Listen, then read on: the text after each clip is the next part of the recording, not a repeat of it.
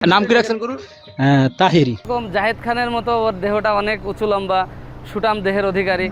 আর সাকিব খান দেখতে, ও সাদা গরুটা গ্রে কালারের, তো ও দেখতে অনেক সুন্দর। আর সাকিব খানও তো দেখতে অনেক সুন্দর। লা হাওলা ওয়ালা কুওয়াতা ইল্লা বিল্লাহ। এই ধরনের নামগুলো যে পশুর নামের সাথে, কোরবানির পশুর সাথে যারা জোড়ায়, এরা মানুষ না, এরা অমানুষ। এরা অমানুষ। কোরবানির পশুটা কি জানেন? এই পশুটাও কিন্তু কিয়ামতের ময়দানে আল্লাহর সামনে দাঁড়াবে। কারণ কি? সে তার গলাটাকে পেতে দিয়েছিল এই কোরবানির জন্য। তো কোরবানির পশুটা তো একটা ইবাদতের পশু। আপনি এই পশুকে নিয়ে তামাশা করতেছেন কেন? আপনি পশুর নাম দিচ্ছেন, এরকম নায়কের নাম, নায়িকার নাম, ভারতের স্টারদের নাম, সেলিব্রিটিদের নাম, সম্পূর্ণরূপে হারাম। যারা এই কাজগুলো করে, আপনাদেরকে একটা কথা বলবো, যদি দেখেন কোনো পশুর নাম এরকম নায়ক নায়িকাদের নামের সাথে মিলিয়ে দিচ্ছেন, এই পশুটা কিনবেন না। কারণ কি? এটার ভিতরে রিয়া থাকে। ওই নিউজ চ্যানেলগুলো কিন্তু এর পেছনেই ঘুরে, ওই গরুর পেছনে। 22 লাখ টাকা হিরো আলমের দাম, এরকম বলে। জাহিদ খানের দাম এত টাকা।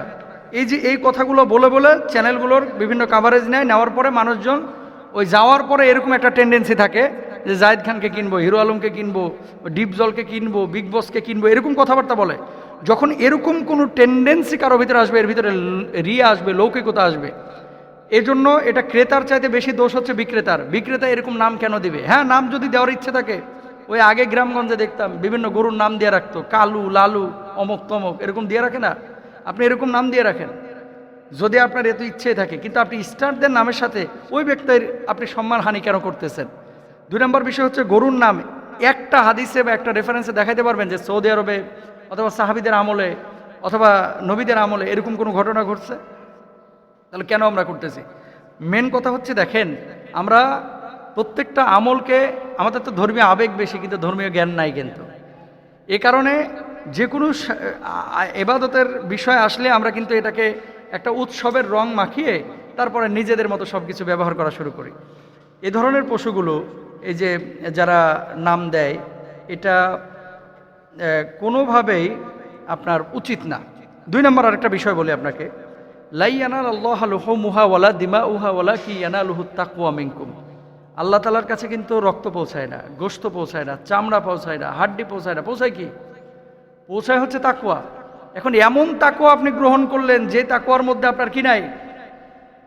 যেই তাকওয়ার মধ্যে আল্লাহর প্রতি মায়া নাই, ভালোবাসা নাই, আল্লাহর ভয় নাই। আপনি গরুর নাম দিয়ে দিলেন হিরো আলম, গরুর নাম দিয়ে দিলেন জাহিদ খান। কিসের তাকওয়া আছে এখানে? আর যে সমস্ত ব্যাপারী, খামারিরা এই কাজগুলো করে, আমি বলবো যে এই গরুগুলো আপনার কিনেন না প্লিজ। কারণ কি? এই গরু দিয়ে কোরবানি করলে কোরবানি হবে কিনা সন্দেহ আছে। কেন সন্দেহ আছে? গরুর দোষ নাই, কিন্তু গরুটা ত্রুটি মুক্ত হতে হবে। কথা বুঝছেন? গরুটা ত্রুটি মুক্ত হতে হবে, ত্রুটিযুক্ত না। এখন ব্যাপারী গরু নিয়ে এসেছে রংপুর থেকে, বুঝছেন? রংপুর থেকে গাবতলী গরু নিয়ে এসে গরুটা নামানোর সময় গরু শিং ভেঙে ফেলেছে। এই গরুকে আপনি কিনবেন? বলবেন যে না, কিনবো না। কেন? কারণ শিং ভাঙা গরু দিয়ে কোরবানি হয় না। গরু গাবতলী হাটে যখন গরু গাড়ি থেকে নামাচ্ছে, পা ভেঙে ফেলছে, এই গরুকে আপনি কিনবেন? কেন কিনবেন না? কারণ হচ্ছে এই গরু দিয়ে আপনার কোরবানি হবে না। তো গরুর শিং ভাঙার কারণে, পা ভাঙার কারণে গরু যদি ত্রুটিযুক্ত হয়ে যায়, গরুর মৌলিকত্ব পরিবর্তন করে গরুকে নায়ক নায়িকাদের সাথে মিলা গরুর নাম পরিবর্তন করা, এটাও তো ত্রুটিযুক্ত। আপনি গরুর নাম গরুই রাখেন, ছাগলের নাম ছাগলই রাখেন। এই ধরনের ফাতরামি করে আপনি আপনার কোরবানিটাকে নষ্ট করবেন না। এটা কিন্তু তাকওয়ার সাথে যায় না। তারপর আসেন, তাহলে কেমন পশু আপনি কিনবেন? যখন আপনি পশু কিনতে যাচ্ছেন, 1 নম্বরে খেয়াল করবেন পশুটা রুষ্টপুষ্ট কিনা। যেমন ছাগল, দুম্বা, এগুলোর বয়স 1 বছর হইতে হবে। অনেকে ওই গরুর ঠোঁট উল্টায়, ঠোঁট, ছাগলের ঠোঁট উল্টায়, মানে বিরাস টিরাস করছে কিনা। বিরাসের জন্য না, দাঁতছে কিনা এই জন্য দেখে আর কি। দাঁতছে কিনা, দাঁতের সাথে আসলে কোরবানির সম্পর্ক নাই। আমরা মনে করি দাঁতলে এটা প্রাপ্তবয়স্ক হয়েছে আর কি, একটু রুষ্টপুষ্ট হয়েছে। ইসলামী শরিয়ায় যে সমস্ত পশু দিয়ে কোরবানি করতে বলা হয়েছে, দেখেন, উট, এই মানে ভেড়া, ছাগল, দুম্বা, তারপরে হচ্ছে মহিষ, গরু, তারপরে হচ্ছে উট, এই সমস্ত প্রাণী দিয়ে কোরবানি করতে বলা হয়েছে।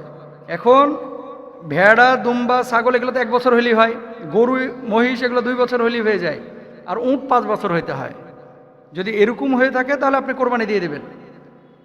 আর পশুটা নিখুঁত কিনা, নিখুঁত, অনেক সময় চিকন দেখে আপনারা নিতে চান না, ওই যে ওপরে নাদুস নুদুস তো মনে করতেছেন, ভেতরে তো একেবারে মাশাআল্লাহ গোশতে ভরা, এজন্য মোটা তাজা নিয়ে আসেন, ভেতরে পুরা ইঞ্জেকশন মারে মেরে কিডনির পানি ছাড়ায়া এটার মোটা করে ফেলছে, ত্রুটিযুক্ত পশু।